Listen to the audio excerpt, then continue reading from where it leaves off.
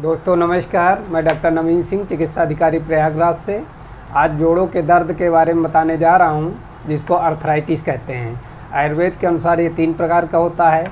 आम वात, जिसको रिमेटॉइड अर्थराइटिस कहते हैं, वात रक्त, जिसको गाउटी अर्थराइटिस कहते हैं, और संधिवात, जिसको ऑस्टियो अर्थराइटिस कहते हैं। तो आज हम आम वात के बारे में बताने जा रहे हैं। चूँकि तीनों को बताने में बहुत बड़ा वीडियो होगा, इससे पहले आम वात को जानने के पहले आप हमारे चैनल को लाइक और सब्सक्राइब करें, ताकि आपके पास महत्वपूर्ण जानकारी मिलती रहे। तो आम वात, जैसा कि नाम से मालूम होता है, आम और वात से मिलकर बना होता है। आम किसको कहते हैं? आम अपचित आहार यानी अनडाइजेस्टेड फूड को कहते हैं। जब अनडाइजेस्टेड फूड और प्रकृत वात मिलकर जोड़ों में इकट्ठा हो जाता है, जो यानी कि कफ स्थान में या छोटे छोटे जॉइंटों में जमा हो जाता है, तो वहाँ पर शुरुआती लक्षण में जो दर्द होता है, थकान महसूस होता है, और तृष्णा यानी प्यास अधिक लगती है, कमजोरी लगता है, और बुखार जैसा कंडीशन लगती है। फिर उसका विशेष लक्षण होता है कि वहाँ पर इन्फ्लेमेशन हो जाएगा, रेडनेस हो जाएगा, और शिफ्टिंग पेन होता है।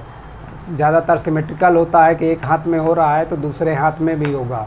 और इसका विशेष लक्षण होता है कि बिच्छू के जैसे दंशवत पीड़ा होती है। जिस तरह बिच्छू का काटने पर दर्द होता है, उसी प्रकार इसमें दर्द होता है। तो इसका मेन कारण जो होता है, एलोपैथ के अनुसार तो इसको ऑटो इम्यून डिजीज कहा गया है। ऑटो इम्यून का मतलब कि जब अपने शरीर की एंटीबॉडी ही टिश्यू और सेल को मारने लगे तो उसको ऑटो इम्यून डिजीज कहते हैं। तो ये, लेकिन आयुर्वेद के अनुसार इसको विरुद्ध आहार खाने से अधिकतर होता है। विरुद्ध आहार का मतलब, विरुद्ध आहार संयोग विरुद्ध भी होता है, मात्रा विरुद्ध भी होता है, काल विरुद्ध, देश विरुद्ध, और संस्कार विरुद्ध भी होता है। जैसे देसी घी और शहद सम मात्रा में नहीं खाना चाहिए, शहद को गर्म नहीं खाना चाहिए, और दूध के साथ फल का सेवन नहीं करना चाहिए, दूध और नमकीन नहीं खाना चाहिए। इस तरह जो संयोग होता है वो अगर करते हैं तो हमारा अग्नि दुर्बल हो जाएगी, मंदाग्नि हो जाएगी, जिससे आम अधिक बनेगा, तो आगे आने वाले जो है धातुएं नहीं बन पाएंगी। इसलिए रात्रि जागरण नहीं करना चाहिए, गुरु भोजन नहीं करना चाहिए, यानी भारी भोजन नहीं करना चाहिए, ताकि डाइजेशन सही रहे। इसके बाद इसको आता है चिकित्सा। तो आम वात की बेस्ट चिकित्सा होता है, सबसे पहले तो निदान परिवर्जन होता है, यानी कि जिन कारणों से ये होता है उन कारणों को अवॉइड करना चाहिए। फिर दूसरा होता है लंघन चिकित्सा। लंघनम परम औषधि, यानी कि लंघन का मीन्स होता है उपवास करना। तो अगर हफ्ते में 1 दिन आदमी उपवास करेगा तो इसमें जो आम इकट्ठा होता है वो डाइजेस्ट हो जाएगा, तो उसमें बहुत ही फ़ायदा होता है।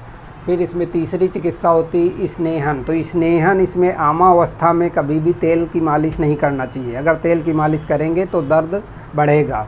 जीर्ण अवस्था हो जाए तो उसमें कुछ तेल आते हैं, जैसे सहचरादि तेल होता है, विषगर्भ तेल होता है, उसमें जहाँ पे पेन होता है सिर्फ लगाना चाहिए, मालिश नहीं करना चाहिए। और फिर इसमें स्वेदन करते हैं। स्वेदन भी रुच स्वेद करते हैं। रुच स्वेद का मतलब रूखा स्वेदन, उससे बालूका का स्वेद करते हैं। बालूका की पोटली, थोड़े से बालू 200 से 250 ग्राम के एक सूती कपड़े में बांधकर पोटली बनाकर, और जहाँ पेन होता है वहाँ पे गर्म करके और उस पोटली से स्वेदन करना चाहिए, तो आराम मिलता है। या सेंधवादि लवण से स्वेदन करना चाहिए, सेंधा नमक डाल के और पोटली बना के अगर सिकाई करेंगे तो हमको फ़ायदा मिलेगा।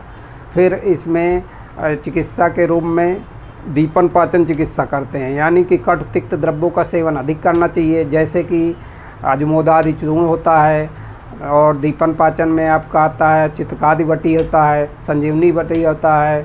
तो इन चीज़ों का सेवन, पंचकोल चूर्ण है और त्रिकटु चूर्ण है, इनका सेवन करना चाहिए। मेडिसिन में हमारा आता है आम वातारी रस होता है, उसका सेवन करें। वात गजांकुश रस होता है। दर्द के लिए सिंहनाथ गुग्गुल होता है। और सबसे बेस्ट जो सभी के घरों में पाया जाता है सोंठ पाउडर। सोंठ पाउडर का सेवन इसमें बहुत ही बेस्ट होता है, जो बेस्ट पेन किलर भी होता है, बेस्ट दीपन पाचन भी होता है। तो सोंठ पाउडर और गिलोय दोनों को मिक्स करके काढ़ा बना लीजिए, और उसमें एरंड तेल यानी कैस्टर ऑयल 2 चम्मच डाल के सुबह खाली पेट अगर लेते हैं तो इसमें बहुत ही फ़ायदा होता है। तो और